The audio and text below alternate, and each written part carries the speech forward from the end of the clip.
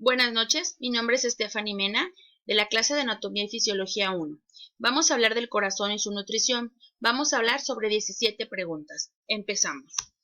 Describe el ciclo cardíaco desde la entrada de la sangre a la aurícula derecha hasta la salida de la arteria.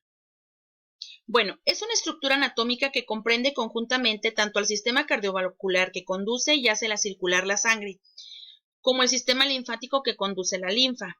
La circulación de la sangre puede dividirse en dos ciclos, tomando como punto de partida el corazón. El sonido del latido del corazón se produce al abrir y cerrar las válvulas.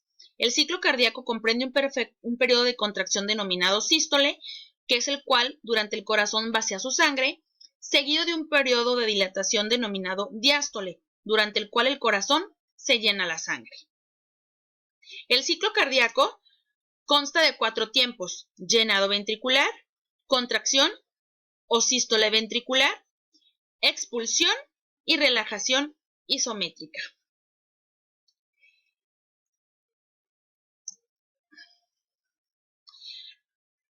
A través de un circuito completo del sistema cardiovascular es como se trabaja. El primero mencionamos que es el llenado ventrículo izquierdo con sangre oxigenada. La sangre se oxigena en los pulmones y retorna a la aurícula izquierda a través de la vena pulmonar. Después de ahí pasa al ventrículo izquierdo, donde la sangre es expulsada hacia el interior de la aorta.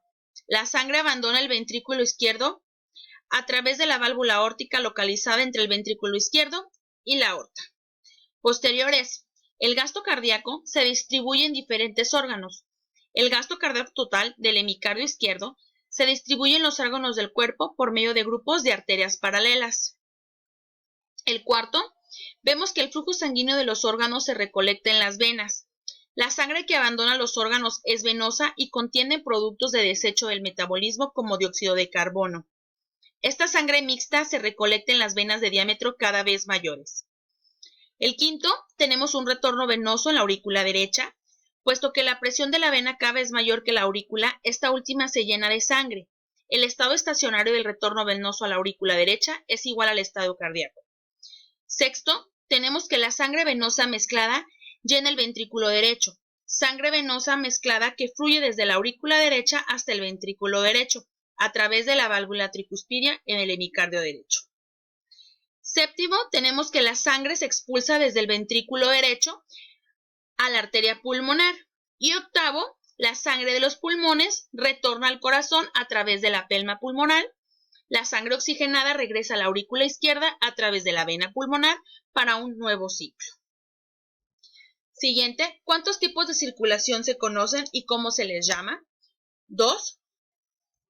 Circulación pulmonar y circulación sistémica o mayor. La circulación mayor es el recorrido que efectúa la sangre oxigenada. La representamos en este caso con color rojo, que sale del ventrículo izquierdo del corazón y que por la arteria aorta llega a todas las células del cuerpo donde se realiza el intercambio gaseoso celular o tisular y deja el oxígeno que transporta y se carga con el dióxido de carbono, por lo que se convierte en sangre carbooxigenada.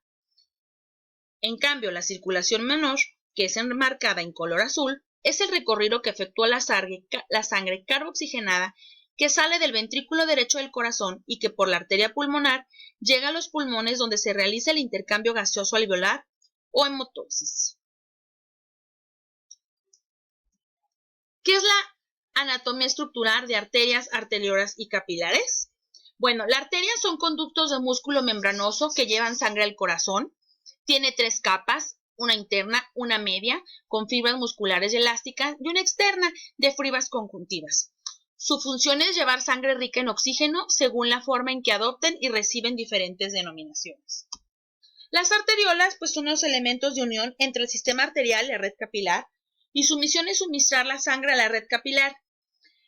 Tienen 3 capas, se distinguen solamente el endotelio, una capa muy fina con capa de matriz conectiva, una única célula muscular y lisa, y el conectivo de la túnica adventicia que se confunde con el tejido conectivo circundante. Los capilares, que son vasos microscópicos que conectan las arterias y con la vélula, tienen un diámetro entre 10 y 4. Se localizan cerca de casi todas las células del organismo Su función es el intercambio de nutrientes y desechos entre la sangre y las células tisulares a través del líquido intersticial. Siguiente, ¿qué son y qué función tienen las arterias, arteriolas, capilares, vénulas y venas? Bueno, la arteria en su función principal consiste en transportar la sangre con una presión alta hacia los tejidos, motivo por el cual las arterias tienen una pared vascular muy fuerte y un flujo sanguíneo importante con una alta velocidad. Las arteriolas,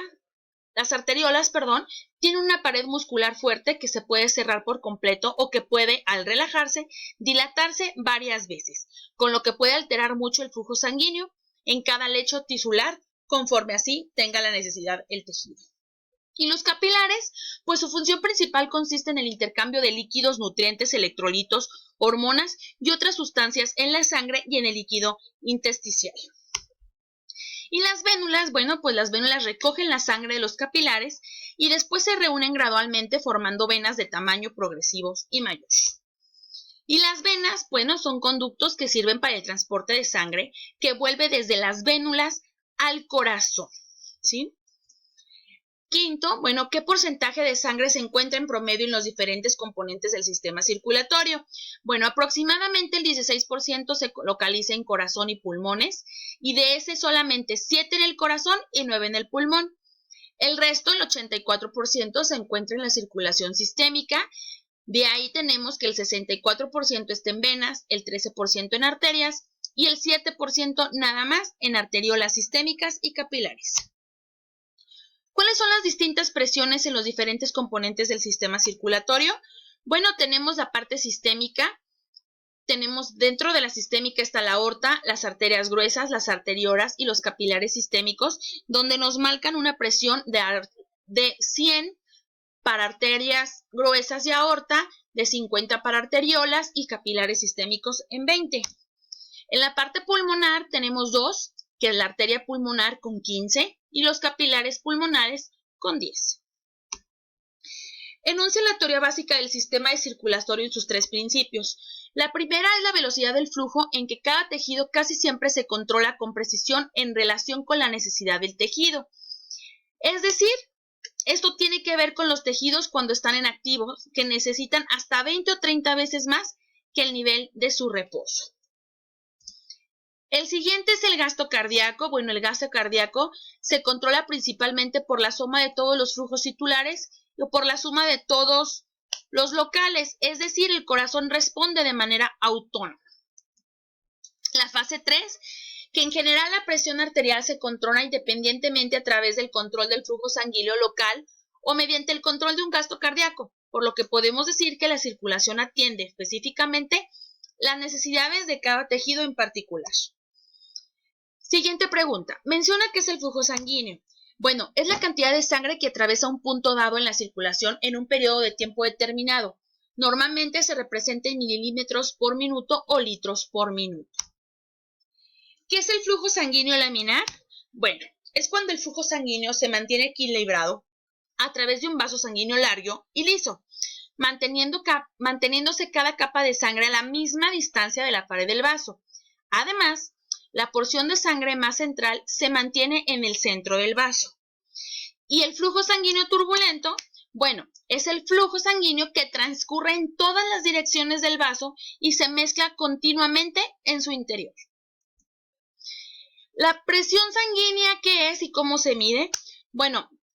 Es la presión que se ejerce la sangre al circular por los vasos sanguíneos y se mide a través de la fuerza ejercida por la sangre contra una unidad de la superficie de un vaso y se mide esta en milímetros de mercurio. ¿Y cómo se mide? Se mide a través de la fuerza ejercida por la sangre contra una unidad de superficie de la pared de un vaso. ¿Qué es la sangre y cuáles son sus componentes? La sangre es un tejido líquido que recorre el organismo a través de los vasos sanguíneos que transportan las células, necesarias para llevar a cabo las funciones vitales. La cantidad de sangre de una persona está en relación con su edad, peso, sexo y altura. Una persona adulta tiene entre 4.5 y 6 litros de sangre, es decir, un 7% de su peso corporal. Los componentes de la sangre, son los glóbulos rojos, también llamados eritrocitos, y son células más numerosas de toda la sangre. Estos se encargan de transportar el oxígeno desde los pulmones hasta el resto de los tejidos. Los glóbulos blancos también reciben el nombre de leucocitos. Estos se ocupan de defender al organismo contra el ataque de las bacterias, virus, parásitos y hongos. Y las plaquetas son fragmentos celulares que participan en la protección de la pared de los vasos sanguíneos, es decir, forman un tapón plaquetario para impedir el sangrado en el lugar de la lesión y producen diversas sustancias que ayudan a cicatrizar las heridas. Y por último, ¿qué es el hematócrito y cómo se afecta este cambio en el flujo? Bueno, es el porcentaje o nivel de concentración de las células con respecto a la sangre. Es un análisis de la sangre donde se encuentra el porcentaje de eritrocitos o glóbulos rojos en la sangre. ¿Y cómo esto afecta? Bueno, afecta dando más viscosidad en la misma. ¿Qué es la microcirculación y cómo son sus componentes? Bueno, la microcirculación es el transporte de nutrientes hacia los tejidos y eliminación de los restos celulares. Los principales componentes de una microcirculación idealizada incluyen una arteriola y una vénula, entre las cuales se extiende una red de capilares. Las arterias pequeñas controlan el flujo sanguíneo hacia cada territorio tisular y a su vez cada tejido controla su flujo dependiendo de sus necesidades. ¿Qué es el líquido intersticial? Bueno, es el líquido que se encuentra entre los espacios que hay entre las células, que se conoce como el intersticio. ¿Dónde y cómo se lleva a cabo el intercambio de sustancias? Bueno, se lleva a cabo a través de la difusión. ¿Y qué es la difusión? Es consecuencia del movimiento térmico de las moléculas de agua y de otras sustancias disueltas en los líquidos, desplazándose las distintas moléculas y iones primero en una dirección y luego en otra. ¿Qué factores promueven este intercambio? Pues bueno, el primero es la presión capilar, que tiende a forzar la salida del líquido a través de una membrana capilar. El segundo es la presión del líquido intersticial, que tiende a forzar la entrada del líquido a través de la membrana capilar cuando este líquido intersticial es positivo, pero fuerza la salida cuando el líquido intersticial es negativo. Y la tercera es la presión coloidosmótica del plasma en el capilar, que tiende a provocar osmosis del líquido hacia el interior a través de su membrana. Y la presión coloidosmótica del líquido intersticial, que tiende a provocar la osmosis del líquido hacia el exterior a través de la membrana capilar, es el cuarto paso. Bueno, pues esto fue todo. Muchas gracias por atención. Que tengan bonita noche.